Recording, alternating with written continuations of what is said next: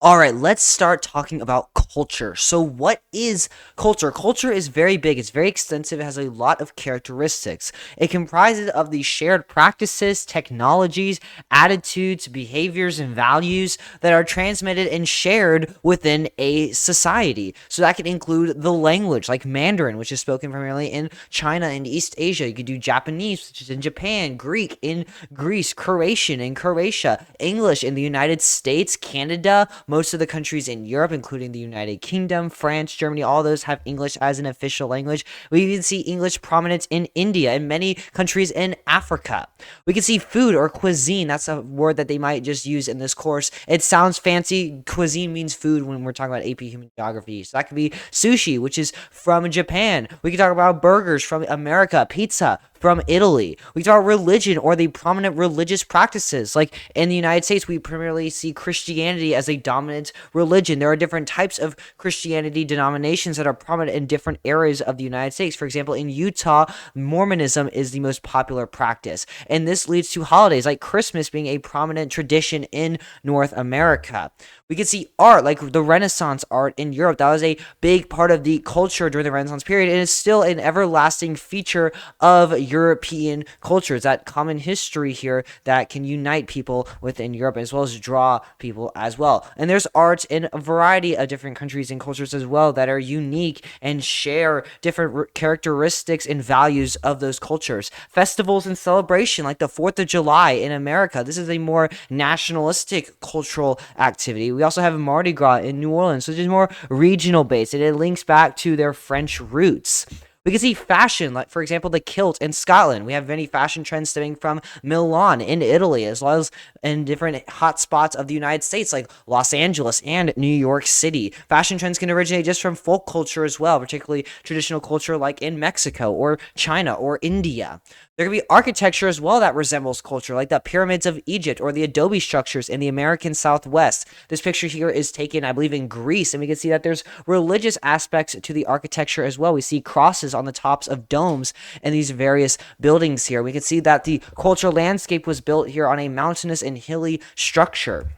We can see social norms, values, and gender roles as well be reflected within culture. Maybe women don't work as much in certain cultures. For example, in the Amish culture, women are typically more domesticated. They work in homes or they work in agriculture or on farms. So we can also look at land use as a component of culture as well, because culture influences how different communities and groups of people use and interact with land resources. Maybe they use that land to farm. Maybe they use that land to build urban cities. For example, Japanese gardens are designed to reflect the natural landscapes and principles of harmony, simplicity, and tranquility. Common features include some stones that are particularly chosen for these gardens, raked gravel, different ponds, and bamboo, as well as prune trees. Zen gardens focus more on minimalism and meditation. That's a component of their culture here. Central courtyards are a hallmark of traditional Middle Eastern architectures. If you go to the Middle East, many buildings, including homes, will have a central courtyard in the middle of it. And these are used for natural ventilation and privacy, as well as a space for social gatherings and to protect inhabitants from the intense sun and dust. And that kind of relates to the physical geography there, because the Middle East, for the most part, is very hot. It's in a desert. The Maasai people of East Africa, which is composed of Kenya and Tanzania primarily, are traditionally semi-nomadic pastoralists. Their semi-nomadic lifestyle involves moving with their herds to different grazing areas, which help prevent overgrazing and land degradation. This movement is often guided by seasonal changes in the availability of water and pasture. And what this all means is that these people move with their pasture. They move with their animals, and they go to places with water and places that they can graze on the grass, and they do that based on seasonal changes. And once there's no water available because of them drying up during the season, they're going to go somewhere else where the water isn't dried up, where there's grass available for them to graze on. They don't stay in one place. They're not very sedentary. Land is managed communally rather than privately. So rather than people owning plots of land or owning property, the land is managed by a communal group of people, which contrasts to places like in the United States. Let's look at some other examples. So in the United States, during 4th of July and other celebrations, people put up decorations. For the 4th of July, these decorations primarily feature red, white, and blue colors, which are the colors of the American flag. And that can be shown in different flags, banners, and streamers. Look at the Uncle Sam's on the lawn. We see little windmills as well. Decorations are used in both public spaces, like in parades or fireworks displays that a town may have, or private spaces, such as a home or a backyard. Businesses can also display them as well, and they do this to show patriotism and celebrate American heritage. Other countries do this as well. I remember being in Italy right before they did their Jubilee, so there was a lot of nationalism and a lot of community coming together during that time. In many Western countries, like the United States or Canada, there is big suburban growth, and there's a preference for larger homes and private yards over apartments and high-density living, and that's led to the growth of suburban areas and neighborhoods within the United States and Canada. High-rise apartments are common in big cities like Tokyo, Hong Kong, Shanghai. Due to limited land availability and the high population density, they're going to be building up instead of building out, building vertically over building horizontally, because they have to give shelter and homes to this high amount of people living in these urban areas. Let's talk about this practice of whaling done by the Makah people. So these people are native to the northwestern coast of what is now Washington State in the United States, so just below Canada. And whaling has been a central part of their culture for thousands of years. And there's been debates over whether whaling is acceptable or not as a practice. The Makah tribe of Washington State has a treaty with the United States that gives them the right to hunt whales. And this was established in the year I'm recording this, 2024. Whale meat, blubber, and bone, they're used for food, clothing, tools, and as well as ceremonial items, parts that are particular for their culture. And that's a big reason for why they hunt whales. The fat is used particularly for nutritional content as well as preservation. The bones can be used for art, tools, ceremonial items, and that reflects a significance in their culture. And there's been attempts for them to resume whaling after they've been halted before and before they came to this treaty. And they faced opposition from different conservation groups and subsegments of the public that have come out against their practices of whaling. And that's led to a variety of legal battles and debates over the ethical and environmental implications of whaling and their whaling practices in particular. Let's look at Moroccan tea ceremonies. Moroccan tea, particularly is green tea with fresh mint leaves, is a cornerstone of Moroccan hospitality and culture. People offer tea to guests as a sign of welcome and respect, and it plays a crucial role in social gatherings and formal visits. It's a big part of hospitality. And the ceremony consists of the mint tea, which can be sweetened with sugar, and it's being poured from a height, and that kind of creates a frothy top here. You can see in this picture in the bottom right here that they're pouring the tea not right above the small little cup. They're pouring it very high to show that welcome and respect. It's a gesture. It's a part of their culture. And tea is served to the guests in a particular chronological order, starting with the most honored or the most senior guests and down to the least senior and the least honored guests, particularly probably a child. The host often pours the tea and may serve refills as a sign of continued hospitality and friendship and social connection.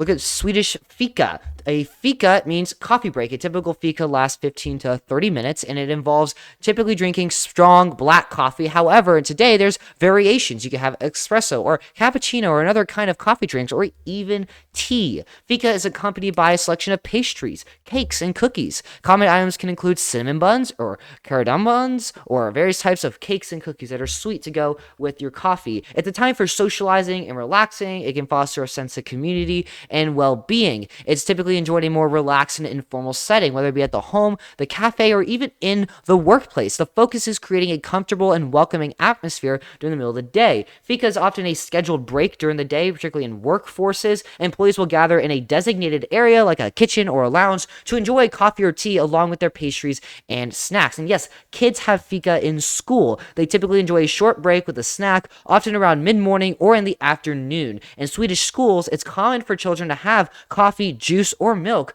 along with the pastries, bread, or fruit as part of this tradition. It's seen as a way to balance the work and personal lives of Swedish individuals. It offers a structural break during the workday, and it's seen to be lowering stress, improve productivity, as well as enhance overall well-being for all to enjoy. We talked about earlier how architecture is a component of culture. Here we have French architecture, which you may recognize or you may not. French architecture is pretty easily recognizable. So let's go through this. So we see steep pointed roofs, smaller protruding windows, and that provides extra space and natural light to fill the upper floors. Here we can see in this left image here that the upper floors are a little small, but they have those windows that allow light in. We see the exposed wooden frameworks. They are filled with plaster or brick and fill. They have bright color accents that give them a distinct storybook fantasy-like feel. They have small decorative uniform windows as well as iron balconies. We see a lot of repetition here in all of these images as well of all these buildings. We can see those iron balconies in that middle picture there especially.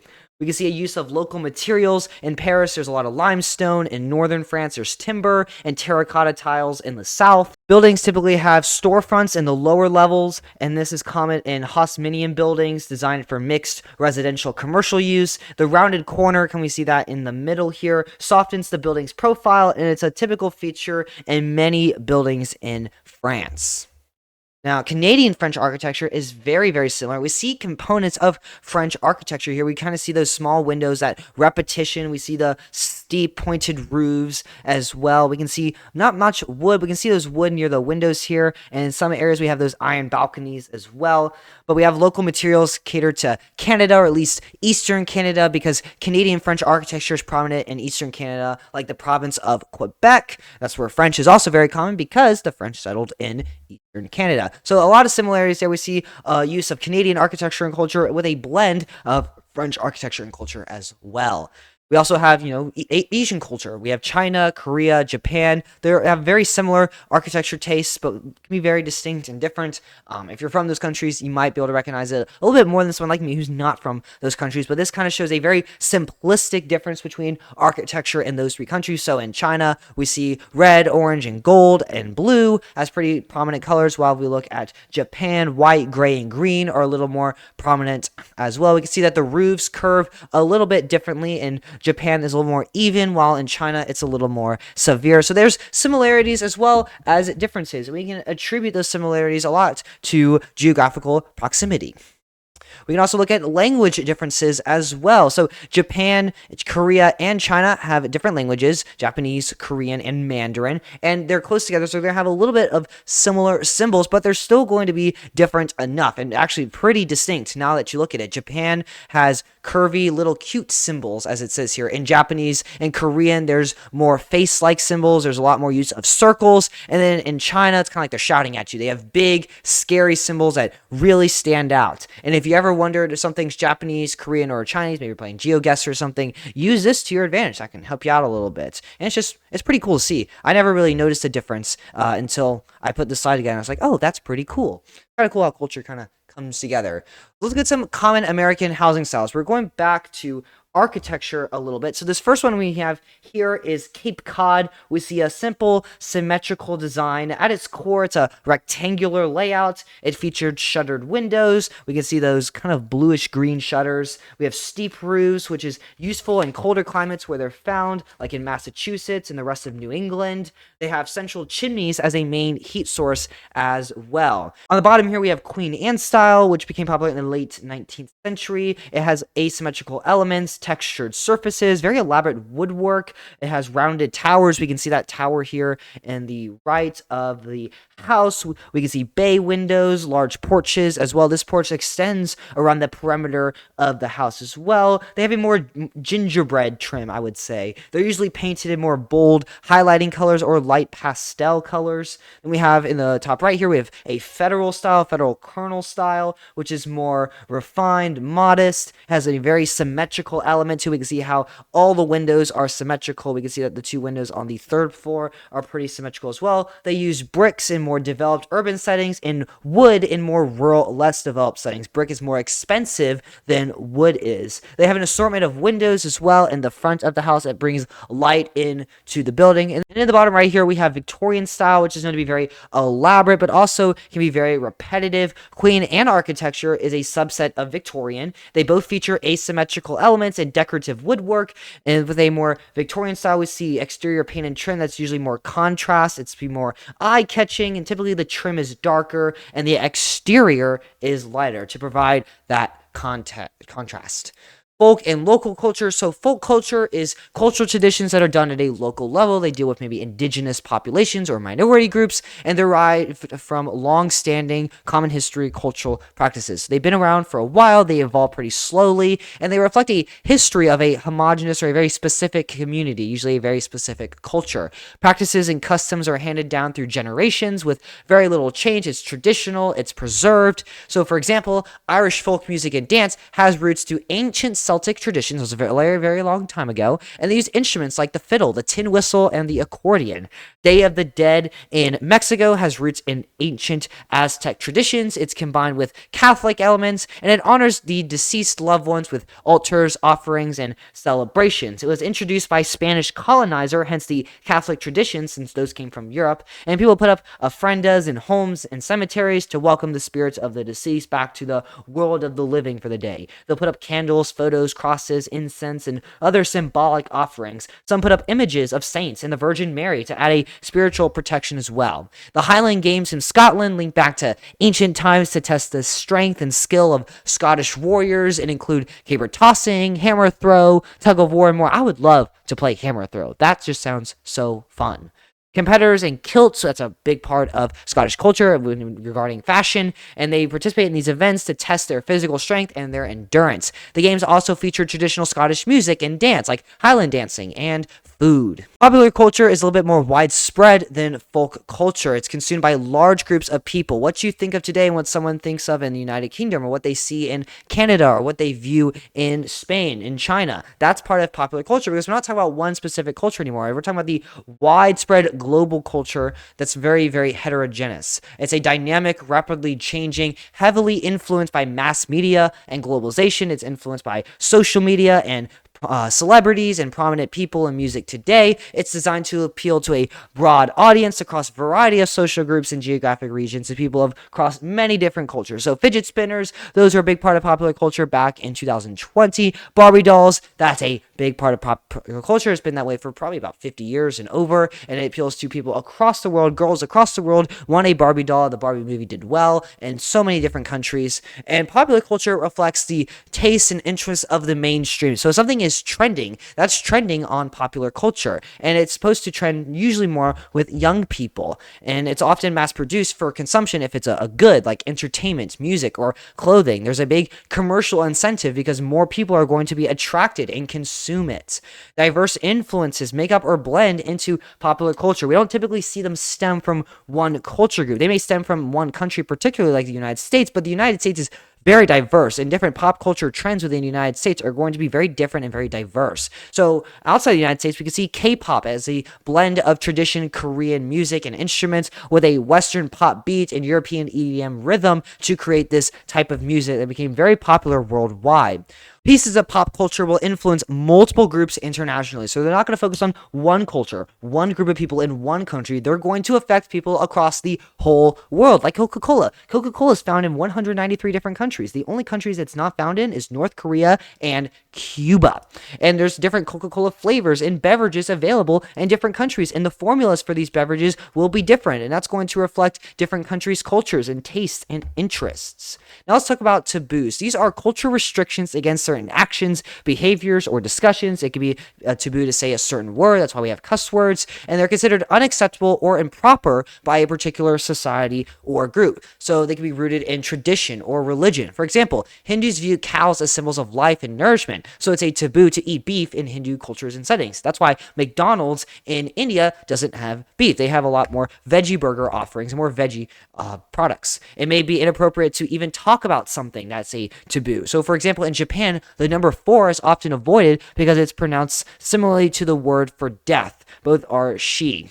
So they don't say the number 4. And on elevators, they may not include a number 4. And taboos may vary greatly amongst cultures, like not eating pork in Muslim societies. But in Christian societies, it's okay to eat pork.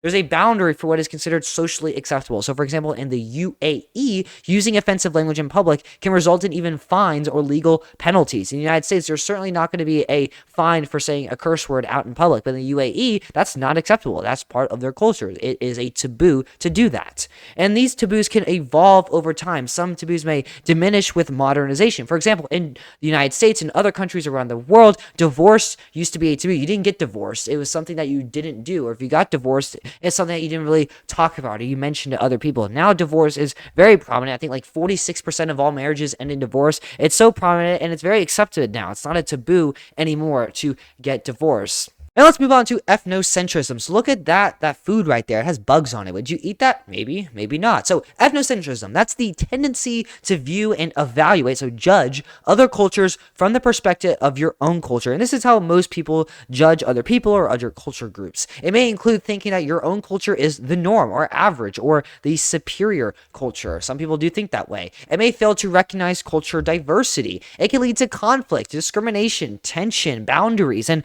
cultural misunderstandings like stereotypes and prejudices, particularly in multicultural societies or international interactions. It can lead to cultural pride, unity, and preservation. So ethnocentrism, it's a term a lot of people use today to talk about privilege or to talk about one culture being better than the other. And a lot of times that is the case. I'm not denying that, and you shouldn't deny that either. But ethnocentrism is, and with a mere definition, a simplistic definition, is when you're viewing another culture through the lens of your own culture and through your own experiences as a member of that cultural group. So that's a very normal way to think. And as a result, it can lead to a lot of culture pride. It can lead to unity. It can lead to your preservation of your culture as you're proud of your culture and want your culture to continue on. You may want to spread the values of your culture to other people as well. You may see a sense of pride because your culture has stayed united through tribulations and challenging histories. And it can also lead to stereotyping and exclusionary practices. And we see that in society. We've seen that since the creation of culture, as people view their culture better than others. For example, in France, French people, for the most part, don't like Americans or they don't like tourists. And so they do practices to single them out, to scam them, to stereotype them, that sort of thing. Now let's look at another example of food here. So, Beilu, I think that's how you say it, is a fertilized duck egg with a partially developed embryo. So it's been incubated for about 2 to 3 weeks. It's boiled and eaten from the shell, often with a sprinkle of salt or vinegar, and it's considered a popular street food in the Philippines. It's seen as a snack or a light meal. Now, in the United States, people would probably think it's abnormal if you sold fertilized duck eggs on the street with a side of salt or vinegar on the side. People would find that crazy. They would think you're disgusting and gross, and I'm just saying that because I live in the United States and I know how people think here. I know how I think. But in the Philippines, this is seen as a more popular thing to consume, more popular food. And it may be seen as bizarre or taboo from other cultures where this is uncommon. One may find it abnormal, wrong, or even uncivilized. It may be seen as a delicacy, though, or may be seen as normal or interesting from people in the Philippines or people from surrounding countries or countries that have similar items that they consume for meals.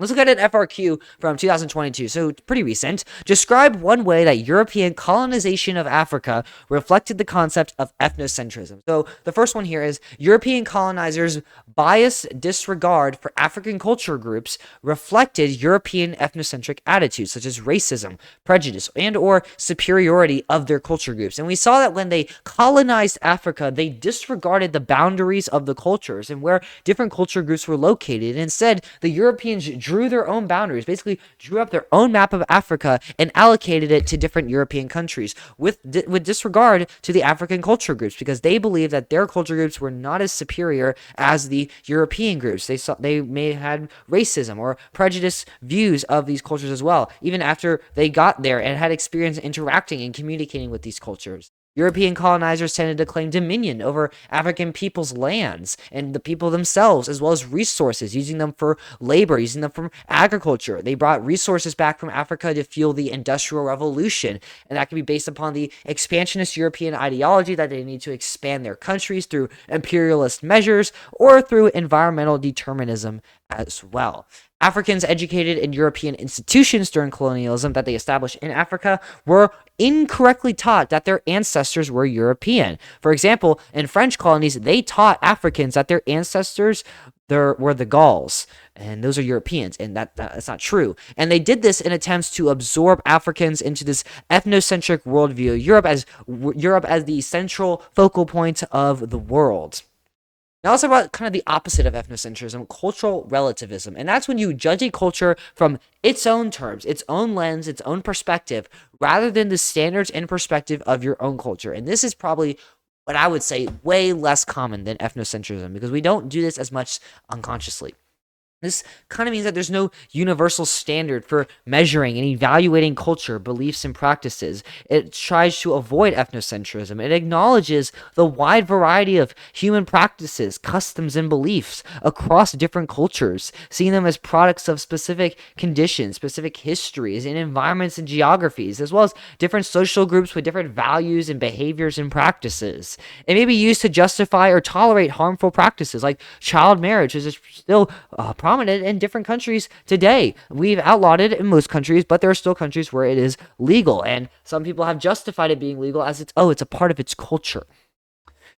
Cultural relatives maybe avoid seeing arranged marriages in India as oppressive as well, since arranged marriages are prominent in many parts of India and different groups of India. And in some countries like the United States, arranged marriages is not common, and people would see that as oppressive, but they may view it in India as a normal part of their culture.